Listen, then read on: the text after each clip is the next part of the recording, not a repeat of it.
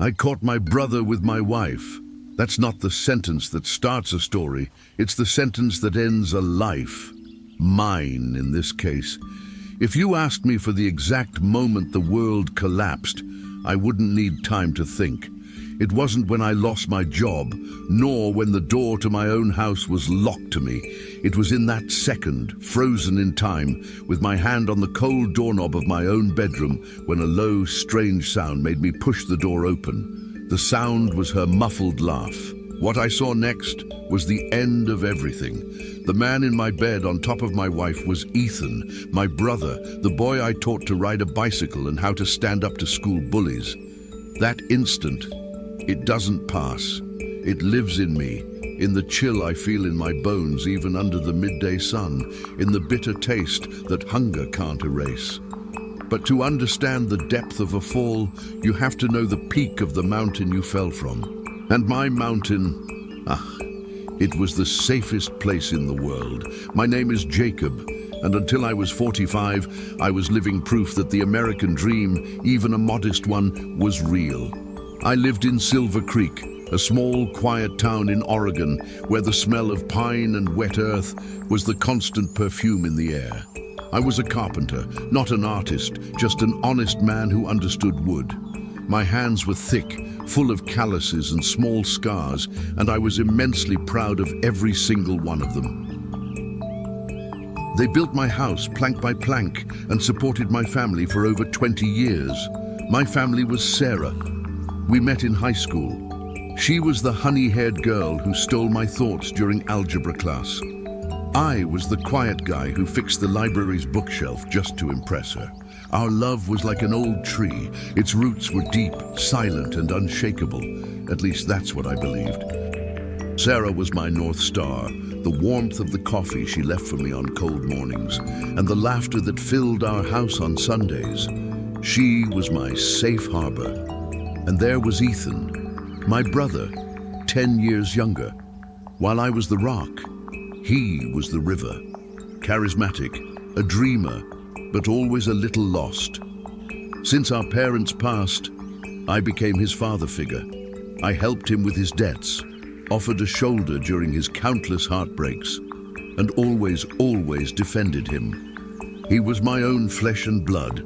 That's why, when he lost his job and his apartment in Portland, the only possible answer was, "Come home. Stay with us until you get back on your feet."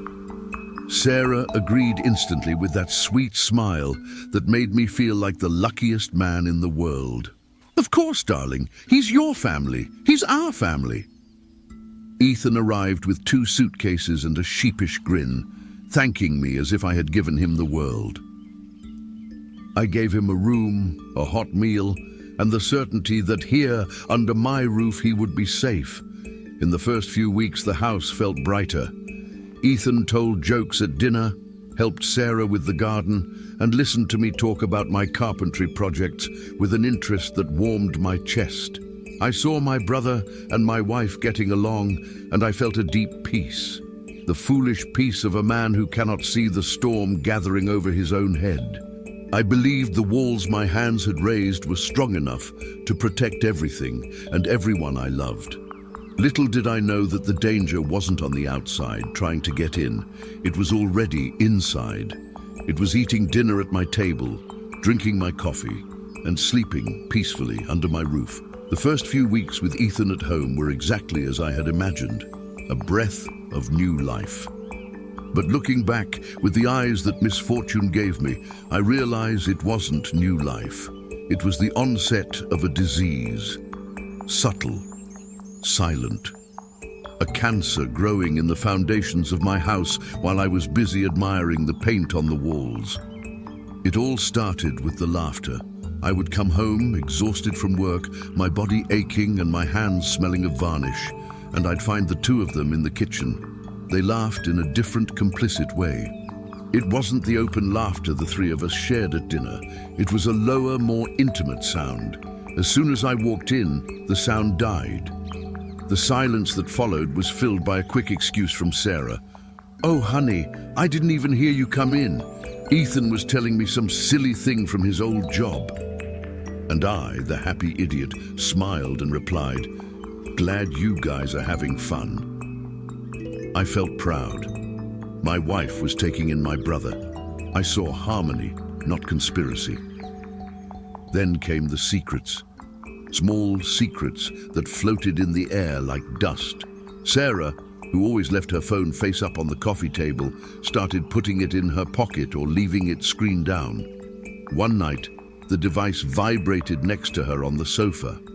I saw Ethan's name flash on the screen for a split second. "Huh, why is he texting you if he's in the next room?" I asked, without any malice. She froze. The smile on her face seemed like a spasm. "Oh, it's just a funny photo he promised to show me." "Silly stuff," she said, quickly putting the phone away. In my head, the explanation made perfect sense. In her soul, I know now, the lie was solidifying. Her scent changed too. Sarah always wore the same lavender perfume, a soft fragrance that smelled like home to me. One day, I hugged her and smelled a different, sweeter, woodier aroma. "New perfume?" I complimented, inhaling at her neck. She pulled back slightly. "Yes. Do you like it? A friend from work gave me a sample." I said it was lovely, but something about it was strangely familiar. 2 weeks later, I helped Ethan carry some boxes to the basement, and the same scent was strongly imprinted on his jacket. When I commented on it, he laughed.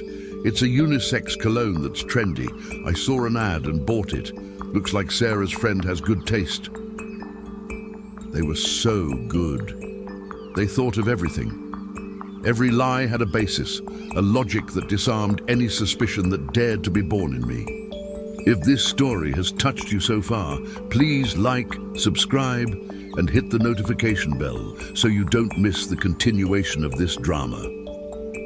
The turning point, the moment my blindness was put to the test and failed miserably, was a few weeks before my birthday. I came home and found her whispering with Ethan on the back porch.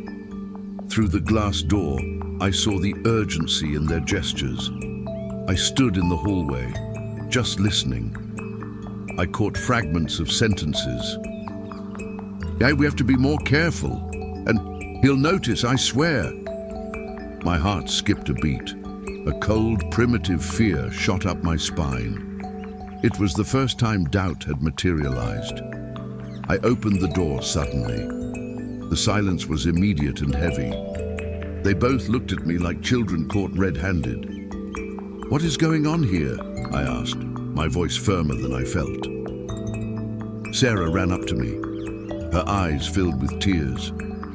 "Oh, Jacob, you ruined everything." Ethan came right behind her, shaking his head with a look of disappointment. "Seriously, man, it was supposed to be a surprise."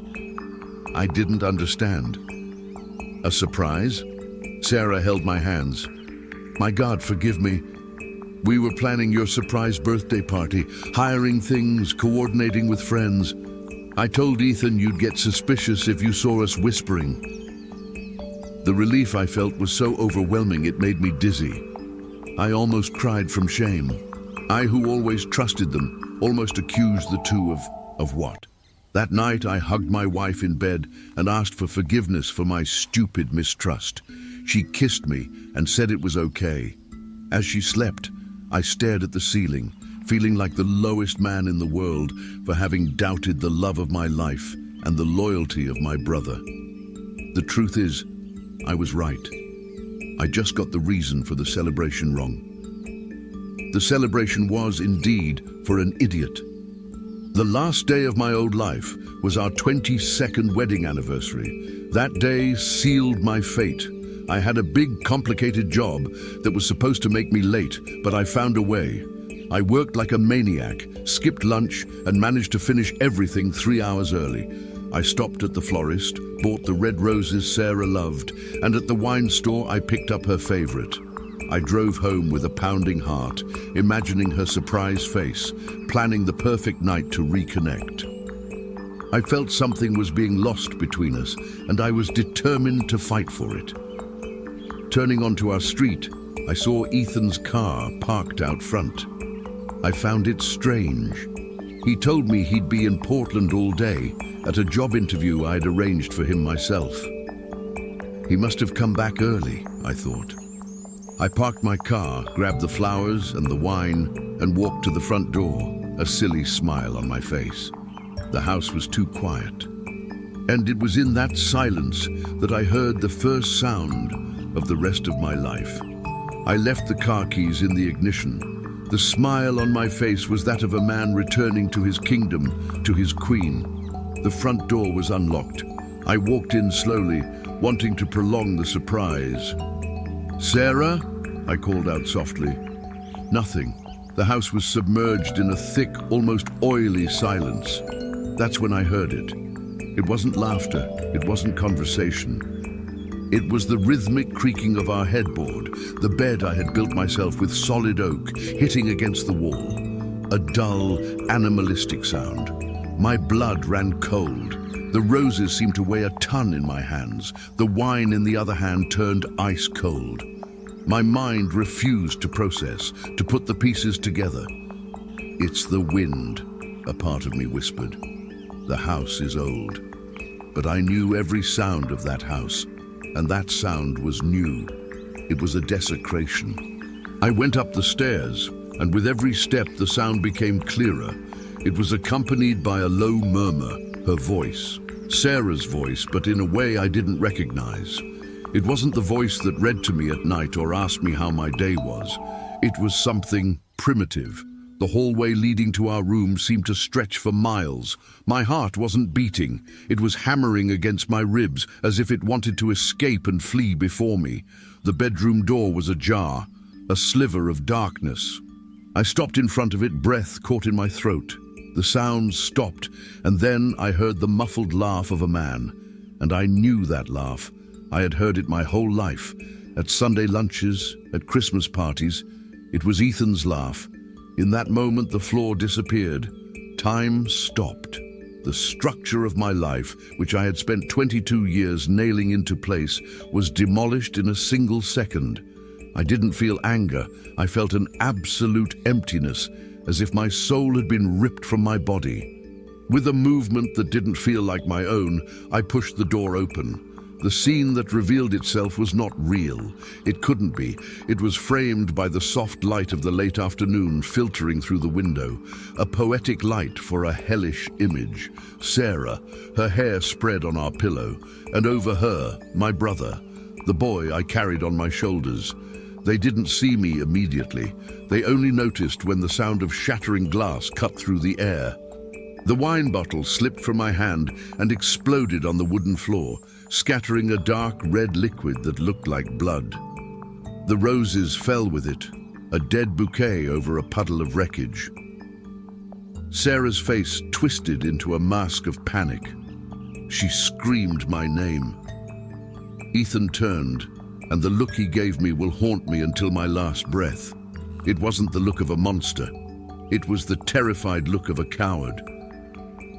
He wrapped himself in the sheets, the same sheets Sarah and I had chosen together. "Jacob, it's not what you think!" Sarah screamed, her voice shrill with lies. The silence that followed was the loudest thing I have ever heard. I couldn't breathe. I looked at my hands, the same hands that built that bed, that touched that woman's face with love for 2 decades. They trembled uncontrollably. I looked at my brother's face, the same face I had protected all my life. "Get out," was the only thing I could manage to say.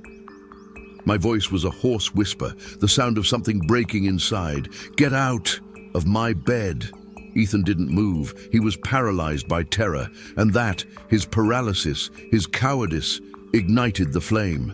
The pain turned into fury, a white, volcanic fury. I lunged towards him, and the civilized man I was died right there. I ripped him off the bed by the back of his neck, naked and pathetic. He didn't resist. I dragged him out of the room, his skin slipping from my hands. I wasn't screaming. I was roaring. They were guttural sounds of pure agony. "In my house, in my bed? You?" I bellowed as I shoved him down the stairs. Sarah ran after us, screaming for me to stop, trying to hold me back, but her touch burned. I pushed her aside, not with force. but with the weight of all my repulsion. "Don't touch me," I hissed. "Never again." I threw Ethan out the front door onto the grass where I once taught him to play ball. He fell to the ground, huddled up. I stood there on the threshold, my chest heaving, looking at my wife, who was crying at the top of the stairs, and at my brother, humiliated in the garden. And I understood with terrible clarity that this was no longer my home. Every wall, every piece of furniture, every inch of that place was contaminated by their betrayal. I turned my back on everything. I didn't grab my wallet, my phone, or a jacket. I just turned around and started walking. I left my garden, passed my car with the keys in the ignition, and walked down the street, aimless. I could hear Sarah screaming my name in the distance, but it was as if she were in another world. I walked and walked as the sun set and darkness fell over the town, desperately trying to escape a single image burned into my mind. But no matter how fast I walked, the image came with me. I walked until my feet bled. When the cold, indifferent dawn arrived, I found myself in front of a cheap roadside motel, one of those with blinking neon signs and promises of solitude. I paid for a room with the little cash I had in my pocket. The place smelled of old cigarettes and disinfectant. I locked the door, and the world outside ceased to exist. In that room, there was no Jacob, the carpenter, the husband, the brother. There was only the pain, the image. The scene in my bedroom repeated in an endless loop in my head, every detail sharper and crueler. I didn't sleep for 3 days. I just sat there on the edge of the bed while the TV, on without sound, spewed colors into the darkness. My phone vibrated non-stop. Dozens of missed calls, Sarah, Ethan, friends, neighbors. Every vibration was like an electric shock. Every call, a summons to explain the inexplicable, to put into words the humiliation that had eviscerated me. On the 4th day, during a fit of tremors, I picked up the device and hurled it against the wall. The sound of the screen cracking gave me a second of relief. I had cut the cord. No one could reach me anymore. I was alone. The loneliness was terrifying, but the shame of being found was worse. Inertia was quicksand. I knew I should do something. Call a lawyer, go to the police, go back to my house and kick them out. But for what? The house? Every plank in that place was saturated with their lies. My marriage? It was a sick joke. My relationship with my brother? A festering wound. To fight for it would be like trying to save the wreckage of a plane that had already exploded. There was nothing there to be saved. Their betrayal hadn't just destroyed my present. It had rewritten my past, turning every happy memory into a farce. After a week, the money ran out. I was forced to leave the motel. I stayed in my truck for a few more days, parked in secluded spots, feeling like a fugitive. That's when the physical degradation began. I stopped showering. My beard grew, matted and dirty. My eyes, deep and empty, displayed a pain that frightened people. When I went into a convenience store to buy something to eat, people looked away. I was becoming invisible, a ghost. The final blow to my old self was the loss of my job. My partner called me dozens of times. We had an important project, an entire library for a wealthy client. One day, he found me sleeping in the truck. He banged on the window, desperate. "Jacob, what the hell is going on? The client is going to sue us. You disappeared." I looked at him through the dirty glass. I saw the worry in his eyes, but also the disappointment. I opened the door, handed him the keys to our workshop and said, "It's all yours." I quit. He didn't understand. He pleaded, he yelled, he said I was destroying our life. He couldn't understand that my life no longer existed. I couldn't hold a hammer anymore without trembling. My hands, which once built, now only knew how to clench into fists of impotent rage. I sold the truck for a fraction of its value to a guy at a junkyard. The money kept me in other motels for another month. I bought bottles of cheap whiskey. I didn't drink to forget. That was impossible. I drank to silence the voice in my head that kept asking, "How did you not see? How could you be so blind?" The alcohol didn't bring oblivion, but it brought silence. When the last dollar was gone, I was in Portland, far from Silver Creek, far from the pitying eyes of those who knew me. The first night on the street was the longest of my life. I sat in an alley, using my jacket as a pillow. The cold of the concrete rose through my body, but it didn't compare to the ice I felt inside. I looked at the buildings, at the city lights, at the people walking by, laughing, living, and for the first time, I understood what it was to be completely alone. I wasn't kicked out of my life. I abandoned it. I gave up everything because the moment I saw the two of them together, they didn't just steal my wife and my house. They stole my name, my pride, my story. And a man without a story is just a body wandering, waiting for time to pass. Years went by. The seasons changed so many times that I lost count. The streets of Portland became my home, the asphalt my bed, the sky my roof. The pain, which was once an all-consuming fire, turned into embers that just glow, a constant dull presence in the back of my soul. The man who walked aimlessly out of his house in Silver Creek died in some cold alley a long time ago. I am what's left. Today, I'm sitting on a park bench, and a boy of about 20, a volunteer with kind eyes and an NGO vest, hands me a cup of hot coffee. It's the first time in years I've told this story to anyone. He asked me where I was from, if I had family. And the words, rusted by disuse, just started coming out. He listens to me in silence, his face shocked. When I finish, he asks what anyone would ask. Don't you hate them? Did you never think of revenge? I take a sip of the coffee. The warmth in my calloused hands is a good, real feeling. Hate, I reply, my voice hoarse. Hate weighs too much, kid.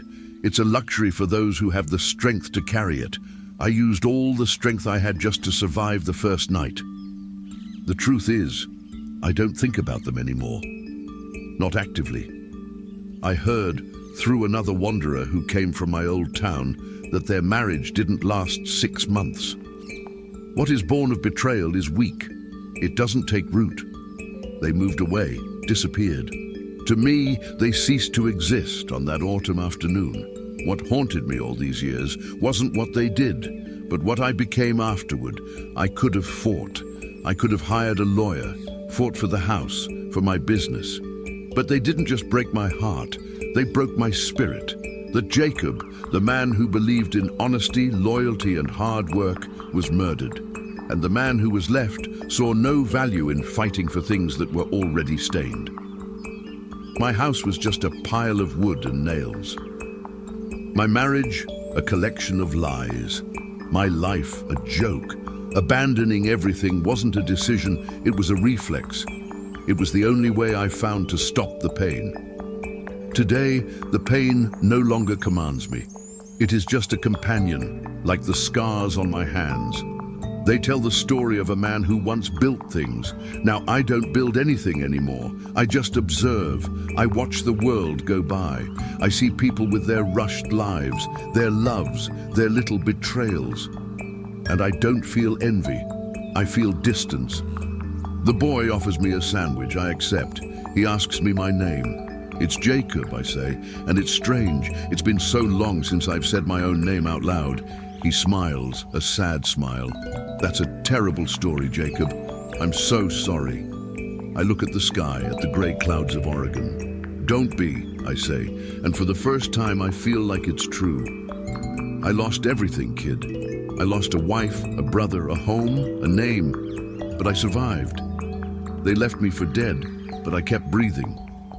They took every piece of the life I had, except the next sunrise. And for a man who has nothing, that is something. I finish my coffee, thank the boy, and stand up. With my hands in my pockets, I start my aimless walk, an anonymous ghost in the city. The scar my brother left still aches when the weather turns cold, but I've learned to live with it. It is the somber reminder that the only thing no one can take away from you is your ability to take the next step.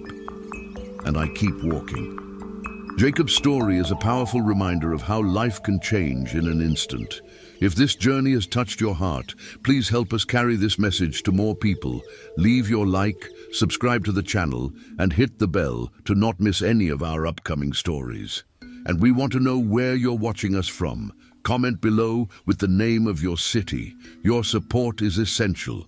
Explore our other videos and see you next time.